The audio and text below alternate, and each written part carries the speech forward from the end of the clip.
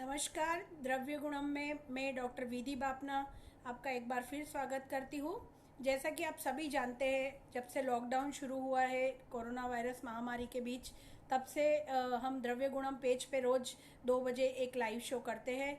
और उसी संदर्भ में आज जो मेरा टॉपिक है, everyday I take one medicinal plant, introduction to one medicinal plant. और आज का हमारा जो मेडिसिनल प्लांट है वो एक बहुत ही इम्पोर्टेंट प्लांट है जो इंडिया में बरसों बरसों से यूज़ किया जा रहा है।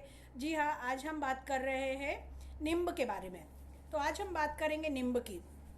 नींब जिसे नीम कहा जाता है हिंदी में, इंग्लिश में भी इसे नीम ट्री या इंडियन मार्गोसा ट्री, इंडियन लिलिएक ऐसा कहा जाता है। यूएस और इंडिया के बीच में नीम को लेके काफ़ी सालों तक उसके पेटेंट को लेके बात चली। शायद आप लोग कई लोग परिचित होंगे कि 1994 में जो यूरोपियन पेटेंट ऑफिस है, उन्होंने यूएस को नीम तेल का एक पेटेंट दिया था। फिर आगे चल के भारत के किसानों और इंडियन गवर्नमेंट ने उसके खिलाफ एक पिटीशन किया और उसके बाद सन 2000 में वो पेटेंट वापस लिया गया। और चूंकि नीम जो है वो आयुर्वेद में, इसके अलावा काफ़ी सालों से काफ़ी सारे जो हमारी इपिक्स है उनमें नींब का वर्णन होता है, इसलिए इसका लैटिन नाम जो है उसका नाम है एजाडिरेक्टा इंडिका।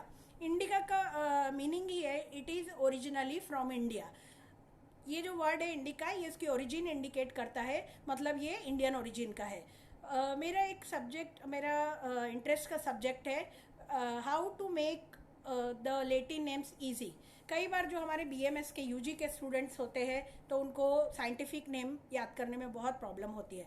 तो साइंटिफिक नेम जो होता है एक शॉर्ट में, क्योंकि पीजी के स्टूडेंट्स है वो सभी जानते ही है, वो 2 वर्ड्स का बना होता है generally. The first word is about the genus and the second word is about the species. उसको लिखने का भी एक खास तरीका होता है। हमेशा जो जीनस का वर्ड है वो कैपिटल में लिखेंगे आप, और दूसरा जो है वो शॉर्ट में लिखना है। इसको हमेशा इटैलिक में लिखना है। उसके बाद उसके जो साइंटिस्ट का नाम आता है, समझ लीजिए लीनियस एल है, तो that L should be in capital and that should be straight. So this is how we can write the exactly how we should write the Latin name. Then Latin name जो है उनका क्या महत्व है? Latin name उनको या scientific name या botanical name भी कहते हैं। ये इसलिए इसका इम्पोर्टेंस है कि यूनिवर्सली अगर हमें कोई चीज़ है तो उसको एक यूनिवर्सल नाम देना पड़ेगा, और वो जो यूनिवर्सल नेम है वो हमें ऑल ओवर वर्ल्ड में, अगर हमें इंटरनेशनली ग्लोबली कोई चीज़ लेके जानी है तो एक यूनिक नेम या एक यूनिफॉर्म नेम हर जगह होगा, तो वो आसानी होगी। तो इसलिए साइंटिफिक नेम दिए जाते हैं। तो नीम की आज हम बात करें, नीम का लैटिन नेम है एजाडिरेक्टा इंडिका। तो जब यूजी के स्टूडेंट्स हैं उनको कई बार बहुत प्रॉब्लम आती है ये नाम याद करने में, तो I always try to simplify those names. और उनका जो डेरिवेशन है, जैसे संस्कृत के नाम का भी हम डेरिवेशन देखते हैं कि आखिर ये नाम क्यों है। तो अगर हम ये एजाडिरेक्टा की डेरिवेशन जानने जाते हैं तो पता चलता है कि ये एक एजाडिरेक्टा वर्ड जो है वो एक उर्दू अरेबिक वर्ड से आया है। एजाड में आप देखेंगे आज़ाद, और डिरेक्टा वर्ड है वो आया है दरख्त से, आज़ाद दरख्त। दरख्त मतलब उर्दू में मीनिंग होती है उसकी पेड़।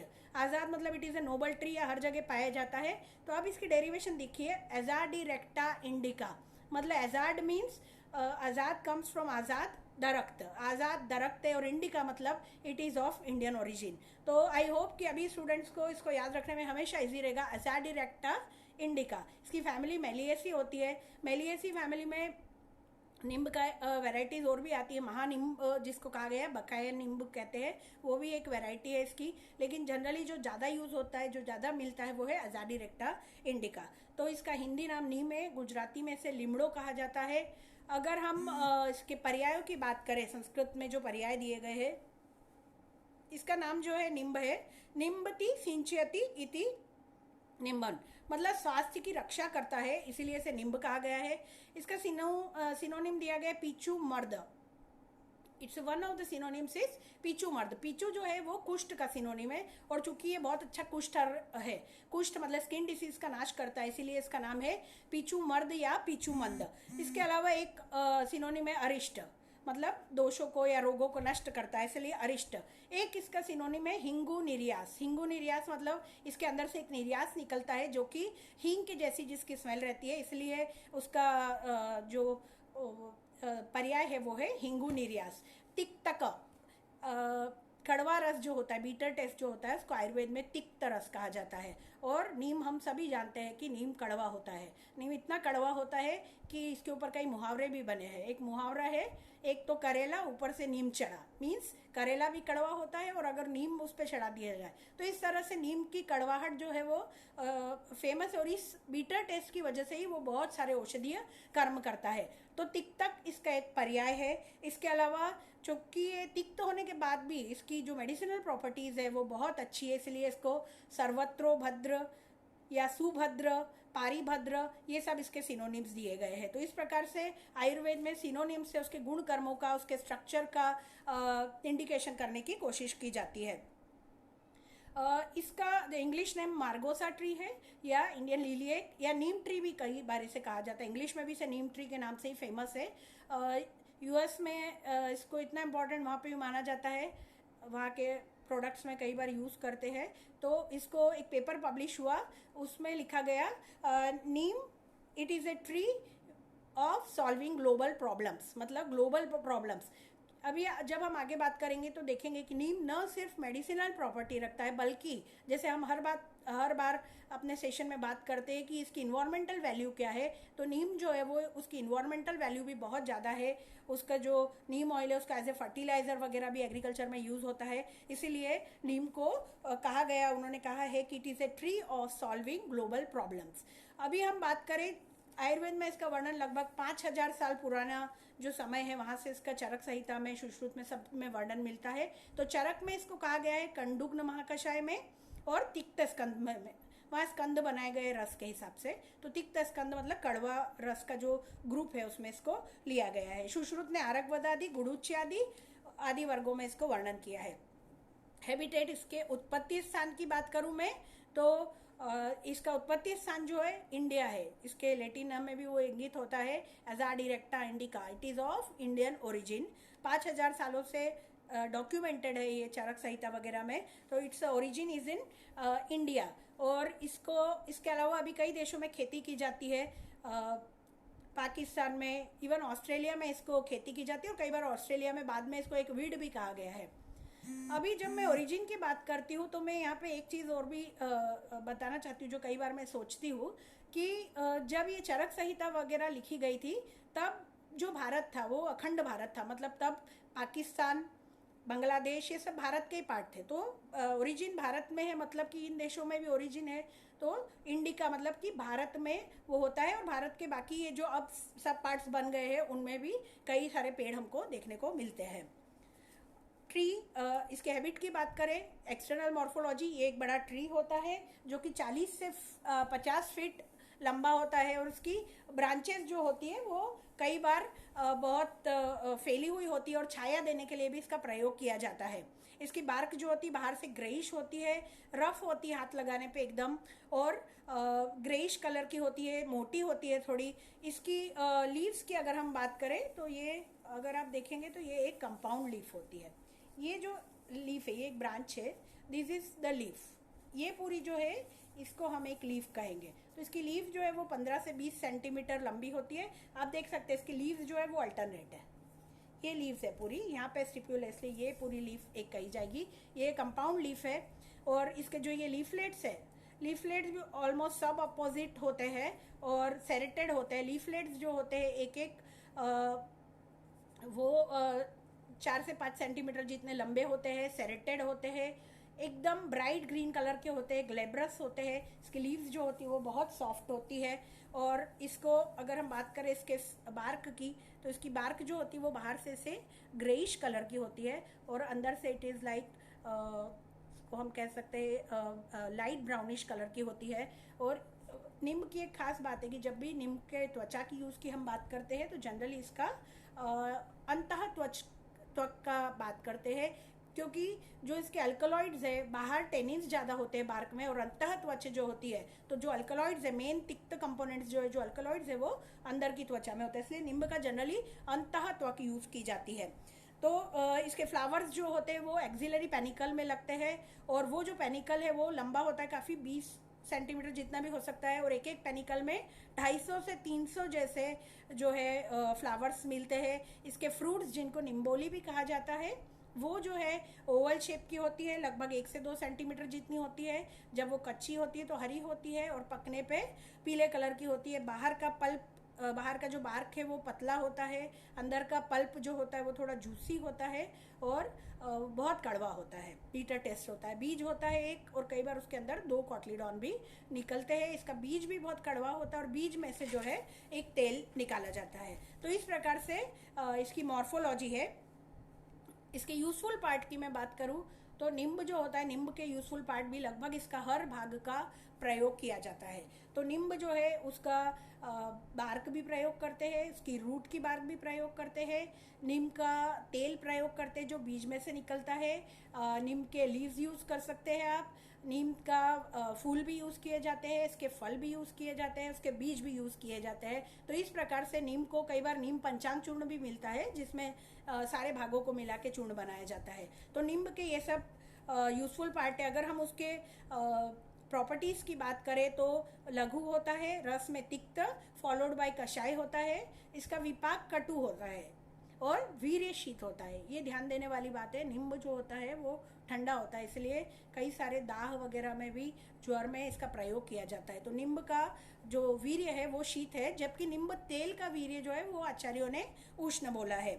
इसके अगर सारे कर्मों की मैं बात करूं, सारे भाग में जनरली कृमिघ्न कुष्ठघ्न कर्म जो है वो लगभग हर भाग में पाया जाता है। इसकी जो बार्क होती है वो मेनली ग्राही होती है, ज्वरघ्न होती है।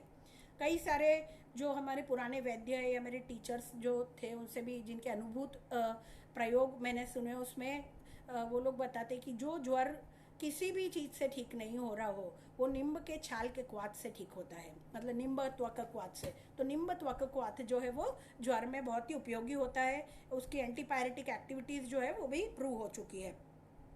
जो ये जो त्वचा होती है वो बहुत अच्छी कृमिघ्न कुष्ठघ्न भी होती है। इसके पत्र जो है, इसके पत्ते लीव्स जो है वो नेत्री कहे गए, मतलब चक्षुष्य, आंखों के लिए अच्छे माने गए हैं। कृमिहर, कुष्ठघ्न, विषहर और रोचन उन्हें कहा गया है, जबकि इसका फल जो है उसको कुष्ठघ्न, गुल्म और कृमिहर कहा गया है। इसके फल में भी एक बात है, अपक्व फल जो होता है वो व्रण का पाक करता है। पाक कराना हो तो अपक्व फल का यूज करते हैं, और पक्व फल जो है वो रोपक होता है। पुष्प भी, इसके जो फूल है उनको चक्षुष्य, कृमिघ्न कहा गया है, और इसका तेल जो होता है वो बहुत अच्छा कुष्ठघ्न, कृमिघ्न, शिरोरोगहर माना गया है उसको। तो इस प्रकार से इसके सारे भाग लगभग जो है उनके कुछ न कुछ औषधीय कर्म दिए गए हैं। इसकी मात्रा की मैं बात करूं तो इसका त्वक चूर्ण या बार्क पाउडर यूज़ करते हैं तो वो 2 से 4 ग्राम की मात्रा होती है। पत्र स्वरस अगर यूज़ करना है फल का जूस तो 10 से 20 ml में, और तेल जो है वो यूज़ करना है तो 5 से 10 बूंद। और इसका क्वाथ बनाते हैं, जब खास करके बार्क का क्वाथ बना के दिया जाता है, उसकी मात्रा 50 से 100 ml होती है। ये बात हुई इसके गुण कर्म की कि ये बहुत अच्छा कृमि में, कुष्ठ में, इन सब रोगों में, ज्वर में ये बहुत अच्छा काम करता है।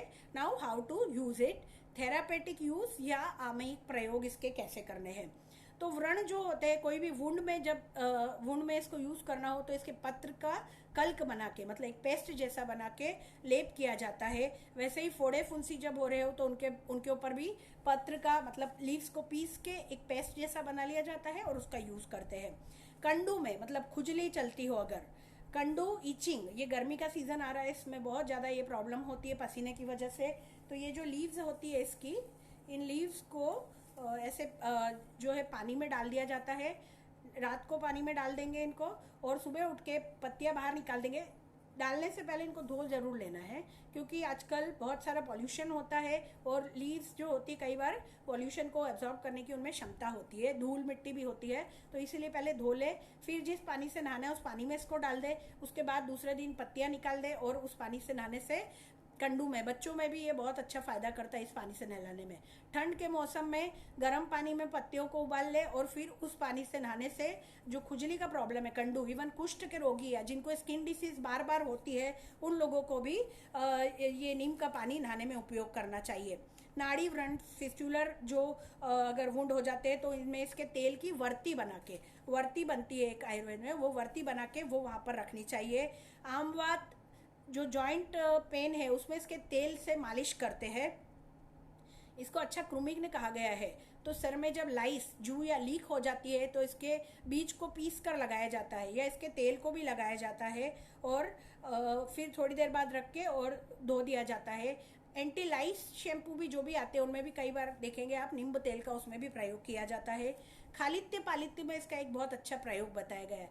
खालित्य पालित्य मतलब premature greying of hair, बाल जल्दी सफ़ेद हो जाना और बाल गिरना, इन दोनों रोगों में नींबू तेल का नस्य दिया जाता है। नाक में उसको तेल को इंस्टॉल करते हैं और आयुर्वेद में एक प्रयोग बताया गया है कि 1 महीने तक नस्य दे और गोदुग्ध पे अगर उस पर्सन को रखे तो उसका जो रोग है वो भी रिग्रेस हो जाता है और प्रिवेंशन होता है premature greying of hair से। और सिफेलिस जैसी बीमारी में भी नींबू तेल लगाने के लिए कहा गया है और उसका 5 से 10 बूंद के ओरल एडमिनिस्ट्रेशन भी कर सकते हैं। एक्ने में, पिंपल्स में भी नींबू का तेल लगाते हैं, नींबू का लेप भी कर सकते हैं। उसमें नींबू की गोली बना के 1 से 5 ग्राम जैसी मात्रा, 2 से 5 ग्राम की मात्रा में ली जा सकती है कुछ दिनों तक। अरुचि में भी इसका, अरुचि मतलब भूख ना लगती हो, वमन हो, मतलब उल्टी हो रही हो, या एसिडिटी में भी इवन इसका प्रयोग बताया गया है क्योंकि ये शीत वीर्य होती है, इसलिए एसिडिटी में भी इसका प्रयोग बताया है। तो उसमें ये जो इसकी स्टेम होती है उसका जो बार्क होता है, फ्रेश बार्क जो होता है, वो बार्क लेके उसका जूस निकाला जाता है और वो जूस जो होता है उस जूस से फिर वो उसमें हनी मिला के और पेशेंट को दिया जाता है। कफ में इसके जो बार्क होती है उसका स्वरस या उसका काढ़ा दिया जाता है। सूतिका रोग में भी, मतलब जिनकी डिलीवरी हुई है, प्रसूता स्त्रियों में भी इसका प्रयोग करने का विधान बताया गया है आयुर्वेद में कि उसको अगर 500 मिलीग्राम जैसी अगर गोली बना के दी जाती है तो उससे गर्भाशय शुद्धि होती है और बच्चे को बुखार भी नहीं आता है। अब इसका प्रयोग ज्वर में मेनली इसकी बार्क का प्रयोग किया जाता है। तो बार्क जो होती है त्वक का क्वाथ बना के, मतलब इसकी बार्क का काढ़ा बना के और उसका प्रयोग किया जाता है ज्वर में। उस काढ़े में कई बार या स्वरस में सोंठ, दालचीनी, लविंग ये सब भी मिला देते हैं क्योंकि ये कड़वा भी बहुत होता है तो उसका टेस्ट भी मास्क हो जाता है और सिनर्जेटिक इफेक्ट होता है। बुखार जब पूरा हो जाता है उसके बाद जो दुर्बलता होती है उसमें इसके पुष्प का फांट पिलाया जाता है। पुष्प का फांट मतलब कि पानी गर्म कर लेते हैं, जब वो उबल जाए तो उसके अंदर, पानी के अंदर हम स्टोव बंद कर देंगे, पानी के अंदर फूल डाल देते हैं और फिर थोड़ी देर उसको रखते हैं और 10-15 मिनट के बाद छान के और ये फांट पीते हैं तो बुखार के बाद की जो दुर्बलता है उसमें अच्छा काम करता है। कुष्ठ, आयुर्वेद में 18 प्रकार के स्किन डिसीजेस का एक सेट बताया गया है, उन सब रोगों को कुष्ठ कहा गया है, स्किन डिसीजेस है। तो जहाँ कुष्ठ चिकित्सा की बात होती है तो वहाँ बताया गया है कि इसको पान में प्रयोग करना चाहिए, मतलब इसका रस पीने के लिए लेना चाहिए। इसको स्नान में यूज़ करना है, मतलब स्नान करते वक्त भी नींब डाल के, जैसे मैंने अभी आपको पहले बताया कि पानी में नीम डाल के रखते हैं, अगर नीम का पेड़ उपलब्ध नहीं हो तो नीम का पाउडर भी डाल सकते हैं, उस पानी से नहाना है। स्नान में, पान में, अभ्यंग में, हर चीज़ में नींब का प्रयोग करते हैं।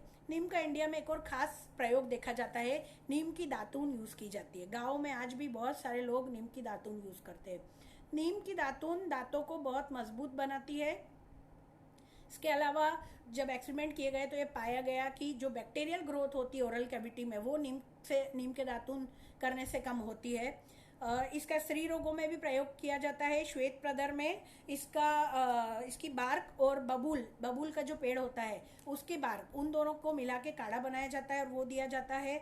इसके अलावा पॉक्स में भी नींब का काफ़ी सालों से प्रयोग किया जाता है और इंडिया में अभी भी कई सारे एरिया में जब बच्चों को पॉक्स हो जाता है, मसूरी का जिसको बोलते हैं, तब वो बच्चों को नीम के पत्तों से हवा की जाती है और उनके बिस्तर के नीचे नींब के पत्ते बिछाए जाते हैं जिस पे वो सोते हैं। तो ये एक अच्छा एंटीसेप्टिक भी है, एंटीबैक्टीरियल है, तो उसको यूज़ किया जाता है।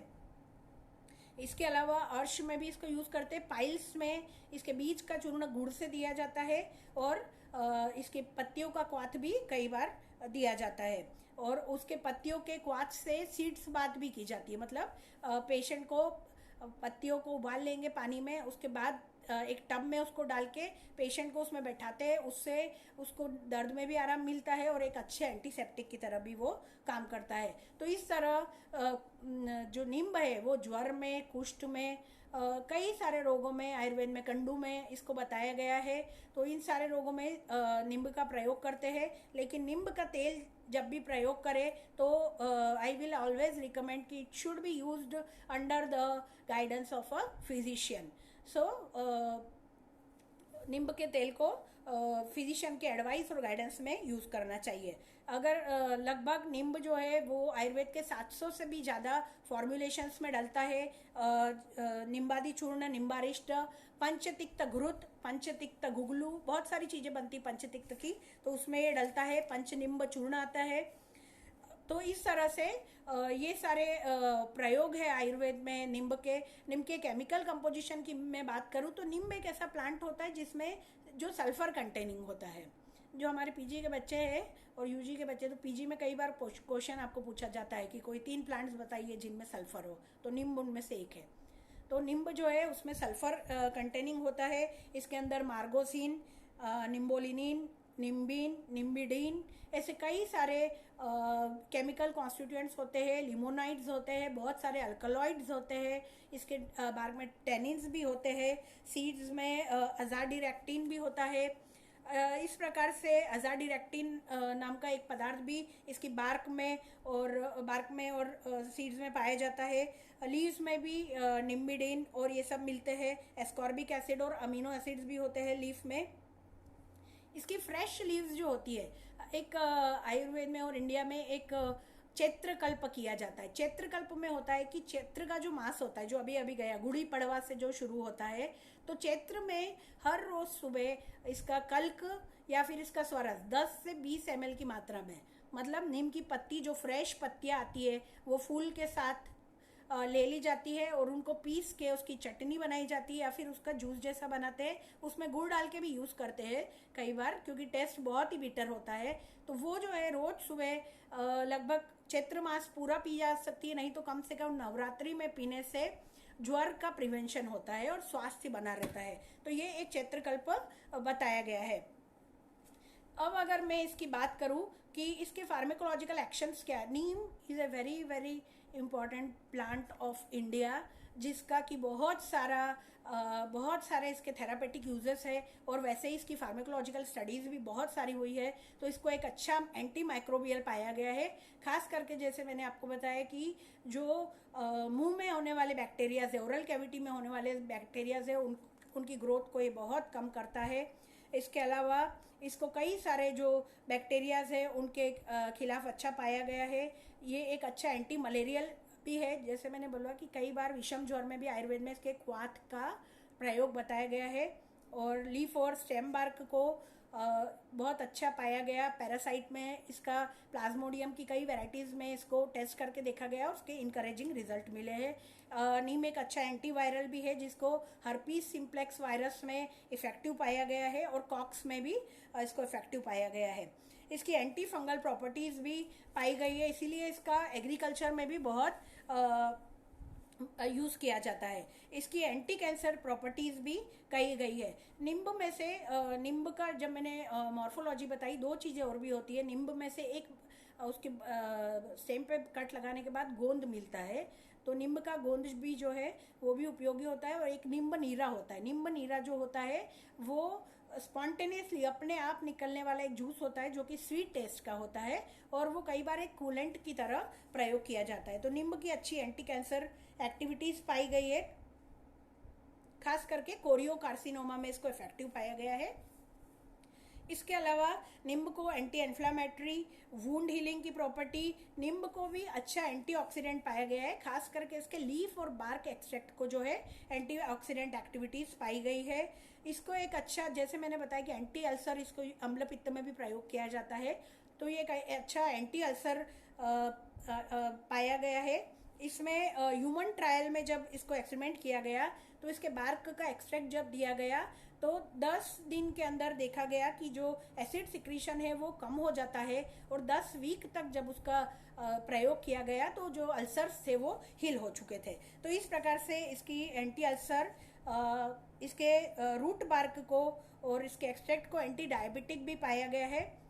एक बार मैं फिर से बताना चाहूँगी कि जब भी आप कोई हर्बल एंटी डायबिटिक ड्रग का यूज़ कर रहे हैं और साथ में मॉडर्न ड्रग भी ले रहे हैं, तो जो वैद्य लोग हैं उनको भी हमेशा यू शुड टेक केयर कि पेशेंट जो है वो हाइपोग्लाइसीमिया में ना जाए, उसका regular blood glucose level check होना चाहिए। कई लोग ऐसे होम रेमेडी आयुर्वेद की दवाइयाँ मॉडर्न की दवाइयों के साथ खाते हैं, तो you can take it, but if you have a disease then you must always consult one ayurvedic doctor and then you should take it, and you should watch your blood glucose level always. So इसका भी अच्छा anti diabetic effect पाया गया है। Dentistry में इसका प्रयोग बताया गया है। इसके माउथ वॉश बनाए जाते हैं, माउथ जेल्स बनाए जाते हैं, और क्लोरहेक्सिन जो एक माउथ वॉश के लिए यूज़ होता है उससे भी ज़्यादा इफ़ेक्टिव कई सारे एक्सपेरिमेंट में इसको पाया गया है कि अगर नीम का माउथ वॉश बनाया जाए तो वो जो होता है वो बहुत ही इफ़ेक्टिव होता है। वो बैक्टीरियल ग्रोथ को रोकता है, वो बहुत अच्छा एंटी प्लेक होता है, मतलब दांत में जो मेल जमा होता है उसको भी कम करता है और बैक्टीरिया की ग्रोथ को कम करता है। तो इस प्रकार से जैसे कि नीम का दातून करने का, कई सारे टूथपेस्ट में अब नीम डलने लगा है, तो नीम जो है वो दांतों के लिए भी बहुत उपयोगी होता है। और इम्यूनोमॉड्यूलेटरी भी इसको पाया गया है। ड्राई लीव्स में कुछ एक्सपेरिमेंट किए गए और उसमें उनको अच्छा एंटी इन्फ्लेमेटरी पाया गया है। इस प्रकार से नींब की anti bacterial, anti viral, anti fungal, antioxidant ये सभी प्रॉपर्टीज़ पाई गई है। अब हम हमारे रोज की और क्या उपयोग है नीम का, हमने औषधि उपयोग देखे। इसके अलावा कॉस्मेटिक इंडस्ट्री में भी इसका यूज़ किया जाता है। नीम आपको मालूम है बहुत सारे फेस वॉश में डलता है। साबुन, नीम ऑयल जो है साबुन की इंडस्ट्री में बहुत ज़्यादा यूज़ किया जाता है। इसके अलावा नहाने के साबुन में भी और लॉन्ड्री सॉप्स में भी इसका यूज़ किया जाता है। लोशंस में यूज़ किया जाता है, बहुत सारे शैम्पूज में यूज़ किया जाता है नीम को। इसके अलावा फर्टिलाइज़र में, एग्रीकल्चर में इसका काफ़ी प्रयोग है। नींब जो है, अगेन मैं बोलूँगी कि ये बहुत अच्छा इन्वायरमेंटल सॉल्यूशन है। रादर देन केमिकल्स, नींब के तेल को यूज़ किया जाता है, तो it can replace the chemical pesticides. नींब को फर्टिलाइजर्स में भी मिलाया जाता है। कई सारी जगह पे नीम की जो केक होती है, मतलब ऑयल निकालने के बाद उसको खेतों में डाल दिया जाता है प्लोइंग करने में, तो वो वहाँ पे जो निमेटोड्स होते हैं उनको भी नष्ट करती है, और एग्रीकल्चर में ये बहुत उपयोगी है। नींब को जो है टेक्सटाइल इंडस्ट्री में भी यूज़ किया जाता है। नींब को जब फाइनल फिनिशिंग करते हैं वो, तो नींब को मिलाते हैं एज ए एंटी माइक्रोबियल। इसके अलावा कई सारे पुराने शिल्प शास्त्र जो है उनमें बताया गया है कि नींब जो है उसको जब प्लास्टर करते हैं दीवारों का तो उसमें नीम का जूस मिलाते हैं, तो ये भी एक वर्णन प्राप्त होता है हमें। इसके अलावा भारत में नींब की जो इतनी महत्ता है, इसका मेडिसिनल यूज़ है, उसका प्रयोग कई बार कल्चर के साथ किया जाता है। तो कई सारे त्योहारों में, तमिलनाडु, कर्नाटका वगैरह में जब उनका न्यू ईयर होता है, गुड़ी पड़वा के दिन, जैसे उसको उगड़ी कहा जाता है, उसमें वो लोग एक कुछ स्पेशल डिश बनाते हैं जिसमें कि या फिर जो पत्तियां है उनका जूस गुड़ के साथ खाने का विधान है। वैसे ही जो महाराष्ट्र में गुड़ी पड़वा होती है उसमें भी नींब को गुड़ के साथ खाया जाता है। उगड़ी में भी नीम और गुड़ को खाया जाता है। बंगाल में और तमिलनाडु में कई बार उसकी बहुत सारी रेसिपीज़ बनाई जाती है सब्जी के साथ। उसको बंगाल में बैंगन के भरते के साथ नीम के फ्लावर्स को मिला के और उसकी सब्जी बना के खाया जाता है। तमिलनाडु में मरियम्मा मंदिर में इसके फूलों की माला देवी को चढ़ाई जाती है, फूल और पत्तियों की। तो इस प्रकार से ये इतना उपयोगी है कि उसको कल्चर में लाके और उसके यूज़ को प्रमोट करने की कोशिश की जाती है। इसकी लकड़ी से कई बार भगवान की मूर्तियाँ भी बनती है। थाईलैंड, म्यांमार वगैरह में भी सलाद के रूप में इसका उपयोग किया जाता है। इस प्रकार से इसको इसका इन्वायरमेंटल इफेक्ट भी, जैसे मैंने आपको बोला कि ये एक बहुत अच्छा कार्बन डाइऑक्साइड सिंक इसको माना जाता है। सिर्फ कुछ ही प्लांट्स ऐसे होते हैं जो बहुत अच्छे कार्बन डाइऑक्साइड सिंक होते हैं। कार्बन डाइऑक्साइड सिंक मतलब कि जब ऐसे पेड़ जो कार्बन डाइऑक्साइड छोड़ते कम है और एब्जॉर्ब ज़्यादा करते हैं, तो उनमें से एक हम सभी जानते हैं कि रेस्पिरेशन के दौरान पेड़ जो है वो कार्बन डाइऑक्साइड छोड़ते हैं, और चूंकि वो फोटोसिंथेसिस करते हैं तो वो ऑक्सीजन को एब्जॉर्ब भी करते हैं। तो नीम एक ऐसा प्लांट है जिसको कार्बन डाइऑक्साइड सिंक कहा जाता है, मतलब वो कार्बन डाइऑक्साइड को जितनी मात्रा छोड़ता है उससे ज़्यादा मात्रा एब्जॉर्ब करता है। इसीलिए एनवायरनमेंट को साफ करने के लिए, प्रदूषण को कम करने के लिए, कार्बन डाइऑक्साइड लोड कम करने के लिए नीम एक बहुत अच्छा प्लांट है। कई बार इसको छाया के लिए भी प्रयोग किया जाता है, इसीलिए मंदिरों के आसपास या जो चौपाल होती है गांव में, स्कूल्स में इसको लगाया जाता है। ये बहुत अच्छी छाया भी देता है। इसके अलावा इसको एंटी डेजर्टिफिकेशन, डेजर्ट जा क्योंकि सैंडी ऑयल में भी, सैंडी जगह पे सॉइल में भी लग जाता है, इसीलिए इसको डेजर्ट को एंटी डेजर्टिफिकेशन के लिए भी इसका प्रयोग किया जाता है। एपीकल्चर मतलब कि हनी बीज से कल्चर करके जब हनी बनाया जाता है तो वो हनी बीज को कल्चर करने के लिए, उनको रखने के लिए नीम ट्री का यूज़ किया जाता है। और नीम के ऊपर जो हनी प्रोड्यूस होती है वो बहुत अच्छी क्वालिटी की मानी जाती है। वेटरनरी साइंस में भी इसका प्रयोग है जानवरों के कई सारे रोगों में, खास करके उनकी स्किन डिसीजेस में, जानवरों की स्किन डिसीजेस में नींब के तेल को प्रयोग किया जाता है। अब अगर मैं इसके साइड इफ़ेक्ट्स, इसके कॉन्ट्राइंडिकेशन, ड्रग इंटरेक्शन की बात करूं तो आयुर्वेद में बताया गया कि इसकी पत्तियां जो होती है वो वातवर्धक होती है। तो जो वृद्ध लोग हैं या जिनको वात के रोग है या जॉइंट पेन होता है, उनको नींब का बहुत ज़्यादा प्रयोग नहीं करना चाहिए। इसके अलावा कुछ स्टडीज़ में ऐसा बताया गया है कि स्पर्म काउंट कम होता है, इसीलिए जो लोग, जो यंग कपल से जो चाइल्ड के लिए ट्राई कर रहे हैं उनको भी इसका प्रयोग नहीं करना चाहिए उस दौरान। नीम ऑयल मैंने पहले भी कहा कि it should always be taken under the supervision of A Ayurvedic physician. ये पाया गया है कि उसका एक्सेसिव ओरल एडमिनिस्ट्रेशन अगर किया जाए तो उससे टॉक्सिक इफेक्ट आ सकते हैं, टॉक्सिक इंसेफेलोपैथी हो सकती है, टॉक्सिक ऑप्थेल्मिक डिसीजेस हो सकती है। नीम ऑयल जो है वो बच्चों में उस पॉइजनिंग भी कर सकता है, वोमिटिंग, हिपेटोटॉक्सिसिटी जैसे लक्षण पैदा हो सकते हैं। इसका जो ऑयल है उसका LD50 जो है, लिथल डोज जो है वो 31 से 32 ग्राम पर केजी बताया गया है। इसके लीफ एक्सट्रैक्ट का LD50 जो है वो 32 ग्राम के आसपास बताया गया है। स्टेम बार्क का LD50 बहुत हाई है, लगभग 490 mg पर केजी जैसा बताया गया है। तो आज हमने बात की एक बहुत ही यूज़फुल प्लांट नींब की, नींब जिसका लैटिन नाम एजाडिरेक्टा इंडिका, मतलब भारत का आज़ाद दरख्त। भारत में हर जगह लगभग वो पाया जाता है। उसका कल्टीवेशन भी बहुत इजी है सीड्स से, और सब ट्रॉपिकल एरियाज़ में होता है। काफ़ी सारी सॉइल की वेराइटीज़ में ये हो जाता है, तो लगभग भारत में ऑलमोस्ट हर जगह ये पाया जाता है। आयुर्वेद में इसको बहुत अच्छा कुष्ठग्न, कंडुग्न कहा गया है, तो ज्वरहर कहा गया है। इसकी छाल बहुत अच्छी ज्वरहर होती है। इसके पत्ते भी बहुत अच्छे स्किन डिसीजेस में उपयोगी है। इसके अलावा भी ज्वर में यूज़ होते हैं। तो इस प्रकार से इसकी बार्क, इसके फूल, ये सभी बहुत ही उपयोगी है। और नीम ऑयल जो है उसका एग्रीकल्चर में बहुत ज़्यादा एप्लीकेशन है। इन्वायरमेंट के लिए भी नीम का पेड़ बहुत अच्छा होता है क्योंकि वो एक अच्छा कार्बन डाइऑक्साइड सिंक है। तो इस प्रकार से हम आयुर्वेदी और हमारी जो इंडिजिनस प्लांट्स है इंडिया के, उनको ज़्यादा से ज़्यादा लगा के, उनका यूज़ करके, और हम इन्वायरमेंट को भी बचा सकते हैं और ह्यूमन हेल्थ को भी बचा सकते हैं। इसी के साथ मैं आज की अपनी बात समाप्त करती हूँ। आप सभी का हमारे साथ जुड़ने के लिए बहुत बहुत धन्यवाद, और दादी सर का फिर से एक बार धन्यवाद जिन्होंने मुझे ये अवसर दिया कि मैं अपनी बात आपके साथ शेयर कर सकूँ। Thank you very much. Thank you. जय हिंद।